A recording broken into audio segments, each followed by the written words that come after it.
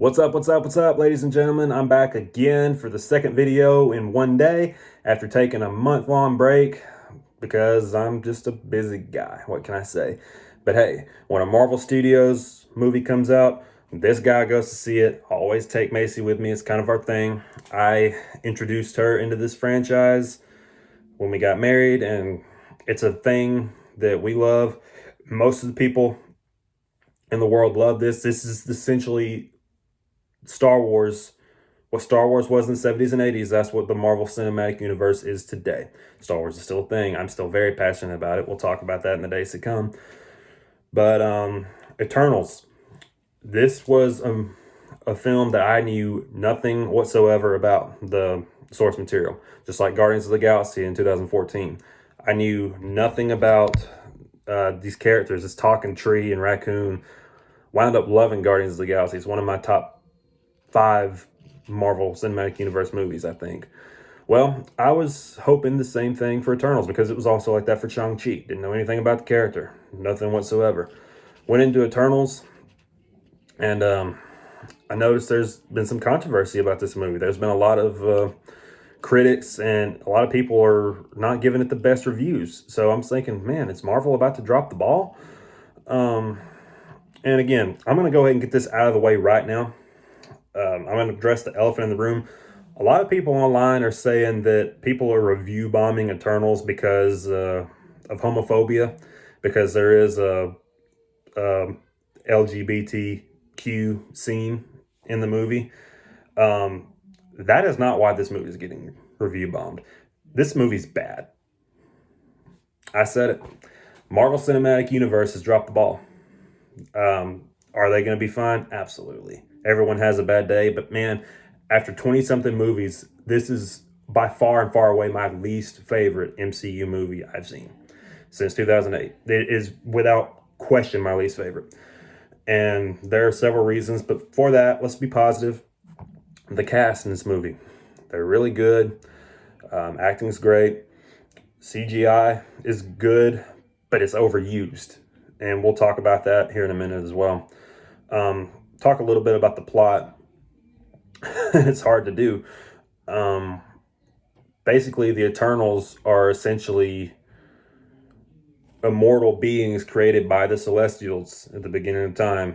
But the reason they haven't been involved in anything else against like the fight with Thanos and all that is because they're only allowed to go after these other beings called deviants, which were made by this creator.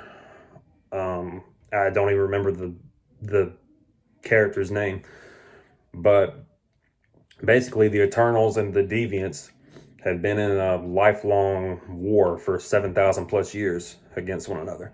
Well, now the Deviants are back, and why are they back? What's going on?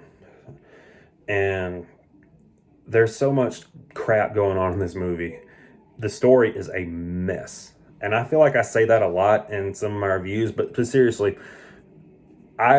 just like Guardians of the Galaxy, I didn't know anything about the source material. So let me say this. If you're a hardcore fan of the Eternals, like comics, the lore, you may love this movie. That's great. Again, if you like the movie, I celebrate that for you. I'm happy for you. I'm glad you're enjoying going to the movies. I didn't know what the heck was going on. I've seen every Marvel Studios movie, and I follow the storyline easily. I had no idea what was going on in this movie. Macy didn't either. And there's so many choices that are made involving the characters that I just don't understand why they did this. Again, I don't know anything about the source material. I don't know if the way this character is in this movie is how they were in the comics. I don't know.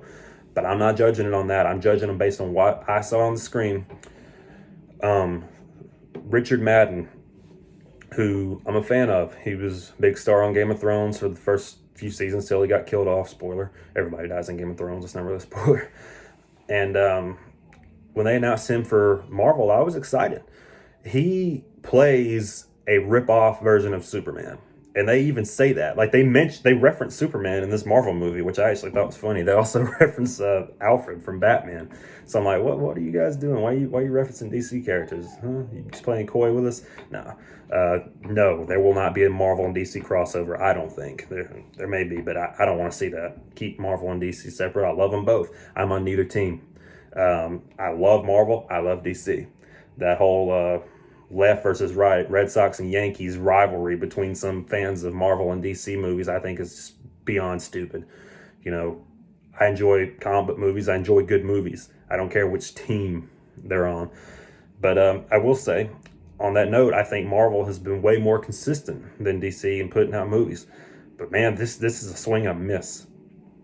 Angelina Jolie and Salma Hayek, two very well-known actresses, are in this movie. They have nothing to do. I honestly can't believe Angelina Jolie signed on to do this movie because her character has nothing going for her. And again, she may be super proud of the movie. It may be one of the defining moments for her career. And so that's great. But I don't understand why she signed on to do this because, again, Gemma Chan is the main character. And it's funny because she was also cast in Captain Marvel. And she was in Captain Marvel as a completely different character. And she's the lead in this one. It's a lot of people won't even notice that, but I just thought it was kind of weird. She's great in the movie. But again, the way it all plays out, I'm not going to give spoilers, but I really want to. There's some decisions made in that third act that I'm just like, honestly, it's like the writers just got drunk one day and it's like this is what we want to do at the end. The first two acts of the movie are essentially about the team, about their origins, about their individual stories and where they are now in today's world. And then the third act is just this mess. It's just a mess. Who's the main villain? Again, who ends up being the villain or one of the villains? I just thought was so stupid. And again, not gonna get into it, not gonna spoil it. But I did not like the choices that were made. Again, you might, if again, in no way am I. If you're one of the people that love this movie, I celebrate that. I am not saying you are wrong. It's just this one did not work for me, and I'm bummed because I love Marvel. I love the MCU. Some of my favorite movies of all time are in the MCU, and you put that label on anything, I'm gonna go see it. That's not gonna change based on this movie. You know, I'm extremely excited for Spider-Man: No Way Home. I can't wait for Thor, Love and Thunder, Black Panther, Wakanda Forever. I love this franchise, and that's not going to change. But if I never see the Eternals again, I'm fine with it. I know we will because everything connects eventually. But that said, that's another note. This one didn't feel there are references, there are Easter eggs, there's references to Thanos, there's references to Iron Man and all that. But this doesn't feel like it's in the same world. It feels so different, and that's what a lot of people are praising about the movie. It feels different. I don't know that I want it to feel different.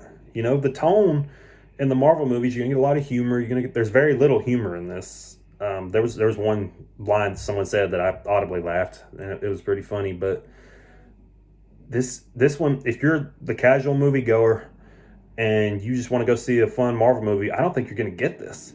I don't think you're gonna understand what's going on. Even the post-credit scenes. If you're not very well versed in the lore, you're not going to get it. I didn't. Or maybe I'm just dumb. I don't know, but it went right over my head. So I'm just bummed. And again, final criticism before I give my score. This movie is way too long. I think it's like 2 hours and 45 minutes or something like that with credits. And there's no reason this movie needed to be this long. You could have cut a solid 30 minutes off and it would have been fine. I can even tell some of the parts that could have been cut. And honestly, I was bored.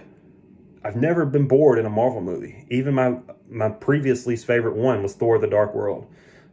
I love Thor, but I thought that movie just had a lot that was wrong with it. But I wasn't bored in it necessarily. I was bored in this. So I love you, Marvel. Love you, Kevin Feige. I'm a big fan of your work. I can't wait to see more, but this one didn't work for me, guys. 4 out of 10. I never thought I'd see the day where I'd give anything Marvel Studios put out a score that low, but here we are. Still excited for the future. Still love you guys, but let's do better next time, okay? Thank you guys so much for watching. I'll see you next time. Peace out.